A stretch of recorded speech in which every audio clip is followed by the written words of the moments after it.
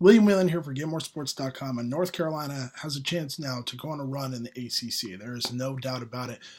Coming into the season, the Tar Heels were considered the ACC favorite, surely, but the likes of Virginia, Duke, and Miami were slated to compete with them as well and make things tough on Roy Williams' group if they wanted to finish on top of the conference. And now that we're nearing the halfway point of conference play, the Tar Heels surely look like the favorite. Number one, they've gotten Kennedy Meeks back from injury, and he's looked spectacular now that he's kind of gotten comfortable back in the role of things.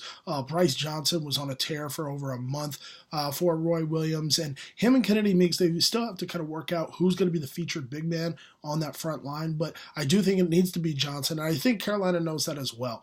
If they are going to accomplish the things that they set out for this year, which is winning the ACC, making a Final Four appearance, and ultimately winning a national title, though, they need Marcus Page to return to his old self. Now, his story his entire career has been injuries. When he's healthy, he's excellent. When he's not, though, he's been kind of miserable. In the last two games, not necessarily an injury problem, but much more of an efficiency problem. I mean, he's pulled down 8 boards and 11 assists in those games, but he scored just 6 points combined, going 2 for 17 from the field. They cannot afford that from him. They need him to be the catalyst on the perimeter scoring-wise, knocking down shots, creating off the dribble, allowing Joe Barry to kind of take a step off of the offensive end and just focus on distributing the ball and playing defense on the other side.